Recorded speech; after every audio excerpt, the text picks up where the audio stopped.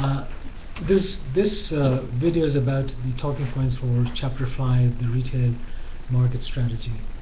Every business has to have a business strategy, how to compete in the marketplace.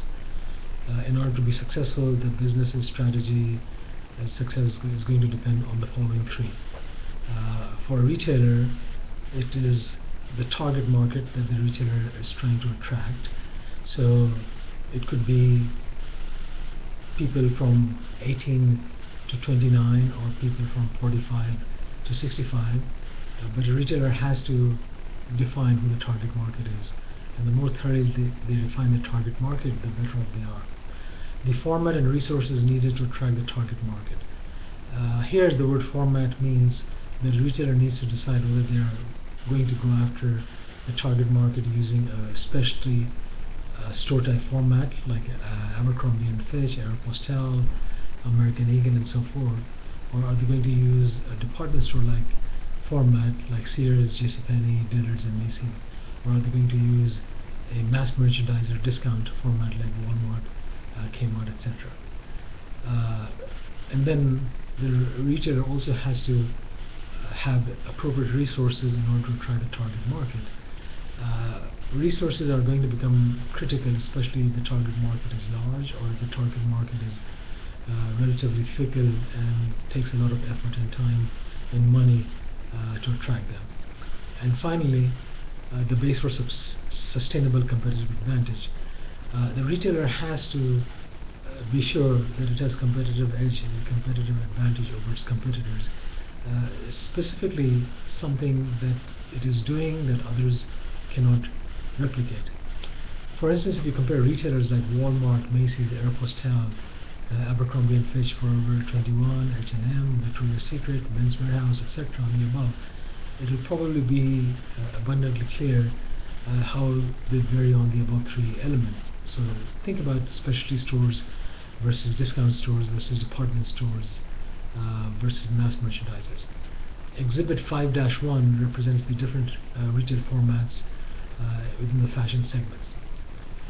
A retailer has to pick the right target market and thoroughly study the consumers and their behaviors in the target market.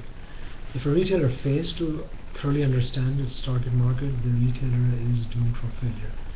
And the study of the target market should not be a one-time process. The retailer needs to keep doing research on its target market because their needs might change, their shopping behaviors might change. They might want different brands, they might want different variety.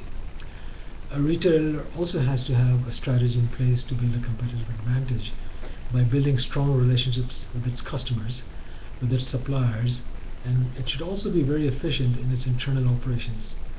Its competitive advantage should be such that other retailers cannot replicate its strategy. In order to build relationships with customers, the retailer has to maximize customer satisfaction. Basically, give to the customer what the customer is looking for from the retailer. And that is the only way it can build customer loyalty, which is repeat customers visit, and also customers may be able to get other customers to visit the retailer store. The customer loyalty can also be achieved through a very strong brand image, which requires a lot of money to be pumped into promotion and propping up the brand, and also positioning the brand of the store so that it stands out in the minds of its customers.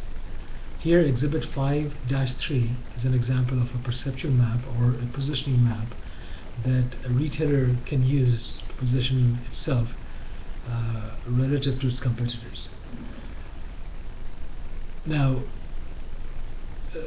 do not limit the positioning map and the perceptual map to just the two variables that are shown in the book. A retailer can have a number of variables on the x-axis and y-axis. A retailer can also have very unique merchandise, very good customer service, good customer relationship management programs, and also use effective social media so that it can build a competitive advantage and attract customers. Retailers need to build strong relationships with suppliers and vendors, since these suppliers and vendors can make or break a retailer through their actions. Example, A supplier can provide bad quality and somehow give a lot of headache to the retailer. A supplier can also not supply merchandise on time, and again the retailer might have problems fulfilling demand at the store level. A retailer needs to be efficient in its internal operations in order to be successful.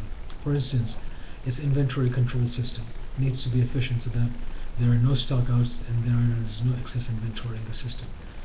Its distribution and information system also need to be up to date so that all technology are used for efficiency, and its human resource department also need to be efficient so that they hire the right people to do the job, so that there is no overstaffing, no duplication, and you need to match all of these to their competitors.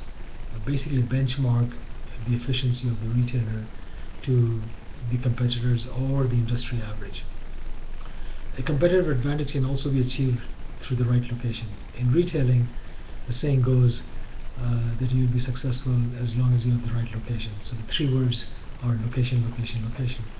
But I hope you understand that location for a retailer or a fast food restaurant like McDonald's is going to be very different than a sit-down restaurant like Olive Garden or Red Lobster. One, like McDonald's, wants to be located in a very busy location, typically highways or busy roads, as opposed to Olive Garden and Red Lobster may not want to be located right next to a highway. The next item we are going to study are the growth strategies for retailers. Every business wants to grow. No business wants to be stagnant. Stagnancy in business means basically death. Every business wants to grow, and in order to be successful, retailers need to pursue the following growth strategies as shown in Exhibit 5-4. For instance, the market penetration strategy basically means that the retailer wants to grow its sales by staying with its current customers and using the same format. So remember this combination: same group of customers, same format, and the retailer tries to increase its sales, i.e. it is encouraging its current customers to buy more from the store. Or it could basically ask its sales staff to upsell to the customers so that the store now has more sales than before. Market expansion is when the retailer uses the same format to target new customers. Again, remember the combination: same format targeting new customers. Example, when Gap started Old Navy. Gap and Old Navy are similar formats, but if you look at the target market for Gap versus Old Navy, Gap uses a slightly upper income category while Old Navy uses a lower income category. Format development is where the retailer uses a new format to attract existing customers. New format, existing customers. Example, Walmart with Sam's. So Walmart and Sam's basically belong to the same company. Walmart is a discount mass merchandiser, whereas Sam's is a wholesale membership store. Diversification is when the retailer tries to attract a different group of customers with a different retail format. Example, when McDonald's bought Chipotle. A retailer can actually go have a diversification strategy where it might try to attract similar customers in the same market, or it may go after a completely different group of customers. A number of retailers have gone to completely different industries in order to attract different kinds of customers. Retailers can also have growth opportunities in the global marketplace, especially in the United States. Growth opportunities in the global market are far more lucrative than they are in the United States because the US economy has slowed down tremendously. The United States is a very mature economy, and the growth rate in the United States is about 2% to about 3%. While if you look at most of the foreign markets, typically in Asia, Latin America, and Africa, they're growing in the high single digits or low double digits. And these markets are very attractive because US brands are in very high demand in these markets. If you look at Aeropostale, Abercrombie and Fitch, Gap, and all these other brands, they're in very high demand. And I think in a few classes earlier we were talking about Victoria's Secret and how its popularity is there in foreign markets. However, even though there is a lot of potential in foreign markets, does not mean it is easy. The success in global markets depends on the retailer's ability to understand the foreign market and adapt to the foreign market, especially the culture, because the culture in foreign markets are very different than the culture in the United States, especially consumers' buying behavior. Culture has a big impact on how people think and how they behave. The retailer needs to have deep pockets in order to penetrate the global market. Going into foreign markets is not an easy task unless you have deep resources. You may not be able to make enough money, and especially you also need to have a lot of patience because it may take anywhere from 5 to 10 years for a retailer to be successful in the foreign markets, because there may be a number of pitfalls in the foreign market. The foreign market entry strategies include direct investment, where the retailer basically opens up its own store in the foreign market without taking any partners. In joint ventures, the retailer might find a partner in foreign markets. A lot of retailers have gone to foreign markets by joining hands with other businesses in those foreign markets.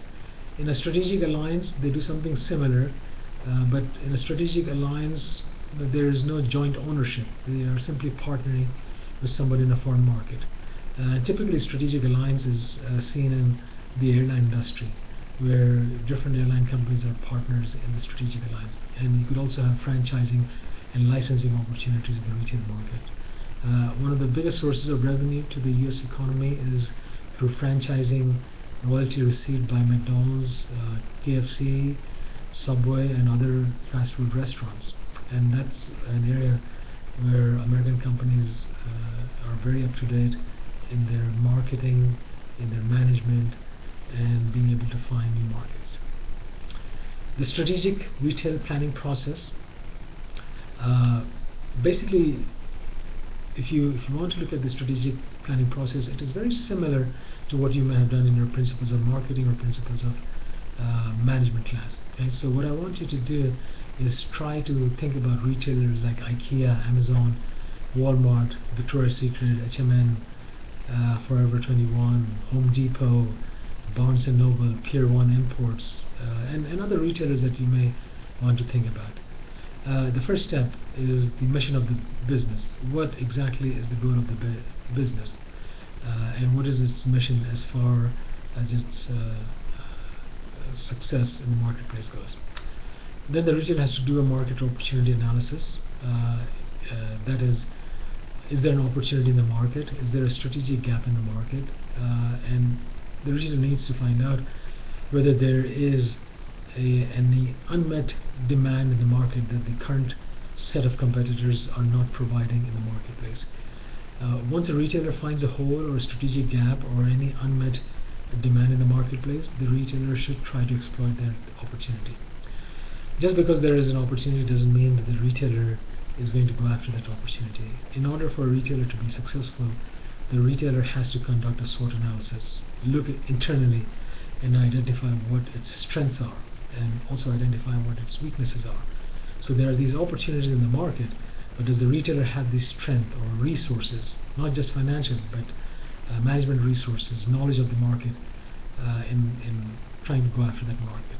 Does it have any weaknesses that might prevent it from going to the market? The goal is to exploit your strength and overcome your weaknesses to take advantage of the opportunities. And finally, you have the threat analysis. Threat can come from competitors. Threats can come from any uncertainties in the marketplace, a very fickle group of customers or a very fast changing market. So unless you do the SWOT analysis, and after you take an inventory of the results of the SWOT analysis, and if it does not give a green signal to go ahead, the retailer should not go into that particular market. The retailer has to identify strategic opportunities in the market, where exactly to go. Should it go with a low-cost alternative? Should it go with a differentiation alternative? Or should it play a niche or a focus alternative? Then the retailer needs to evaluate these different alternatives. Evaluation basically will mean that the retailer is able to conclude that these alternatives are viable alternatives, and these alternatives will be successful, and associate a certain dollar amount tied to these alternatives. Then the fifth is the establishing specific objectives and allocating resources accordingly. These specific objectives could be in terms of profit margins, in terms of sales volume, in terms of market share, so that accordingly the retailer will have to allocate resources. If the objectives are very big, then they have to allocate a large amount of resources. If the objectives are not very large, for instance, if the retailer wants to just capture 1% of the market share, it may not need a lot of resources. But if the retailer wants to capture 20% market share, it may want to allocate a lot more resources. And then the retailer needs to develop the appropriate retail mix for that strategy, i.e., what kind of brands it should carry, right? What kind of prices it should charge, where should it locate its store, the place for it, and then how should it advertise. The retail mix strategy, we will be talking about that in detail in a later chapter. Then the retailer has to evaluate its performance based on whatever objectives it was trying to achieve. It could be some larger objectives, or it could be some very specific objectives in terms of sales, market share, profitability, awareness of the retailer, and things like that. And based on this evaluation of performance, the retailer may want to make changes as seen fit. But before the retailer makes changes, the retailer has to also be able to figure out whether the performance has not been met, or whether the actual performance has not achieved its original goal. Was it because of something that the retailer had no control over, like the external environment? What if the economy went bad and the retailer's objectives were not met, and it could have the same impact on all the other competitors? If the retailer rules out any external environment, then the retailer needs to look at itself internally and try to figure out whether its retail mix was wrong in the marketplace. If the retailer has to do the analysis on the retail mix, i.e., was it carrying the wrong brand, was it carrying the wrong type of products, or was it priced too high or too low, or was the location of the retailer not right, or the promotion was in the wrong medium. Should it have advertised online, or should it have advertised on TV? If you take the example of retailers that have pulled out of Pueblo, Pier 1 Imports pulled out of Pueblo, Mervin's pulled out of Pueblo, and a lot of other retailers who did not succeed in Pueblo or in other places, it is probably because their retailer mix were not accurate, and they failed in the retail mix. That brings us to the conclusion of chapter 5. Thank you.